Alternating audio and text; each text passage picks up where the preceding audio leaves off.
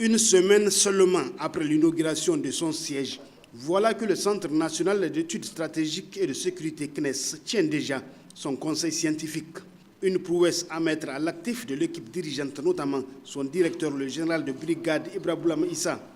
Pour lui, ce tout premier conseil scientifique est mémorable à plus d'un titre, car d'une part, il intervient 2 années après la création de l'institution et de l'autre, il regroupe pratiquement tous les membres des organes du CNES, à savoir le conseil d'orientation, le conseil scientifique et la direction. En procédant à l'ouverture officielle de la rencontre, le ministre directeur du cabinet du président de la République, qui assure également la présidence du conseil d'orientation du CNES, a d'abord salué le dynamisme de l'équipe dirigeante et l'appui des partenaires comme la CNSAT qui ont permis à cette institution d'être aujourd'hui opérationnelle avant de s'appesantir sur le conseil scientifique. Le conseil scientifique constitue l'un des organes les plus importants de cette institution.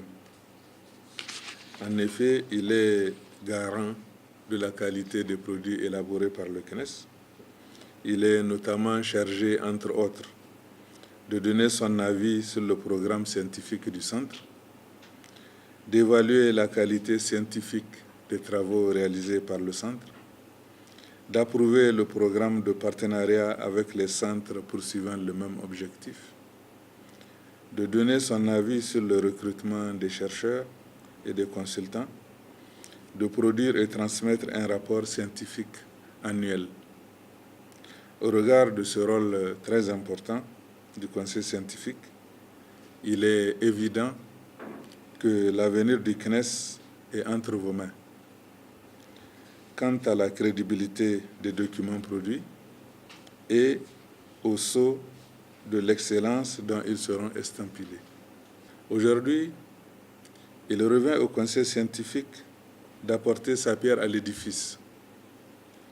Il vous revient d'examiner et d'approuver les documents qui vous ont été soumis par la direction du CNES, notamment les programmes relatifs aux différents axes stratégiques. En tant qu'éminent scientifique et professeur d'université de rang magistral, je voudrais demander à chacun de vous de mettre autant que possible sa vaste expertise au bénéfice de nos États qui en ont tant besoin. Il faut rappeler que le CNES, dont les locaux ont été visités par le ministre directeur du cabinet du président de la République, est né de la volonté du chef de l'État, Issou Mahamadou, à lutter efficacement contre l'insécurité, notamment le terrorisme et le trafic d'armes, de drogue et d'êtres humains.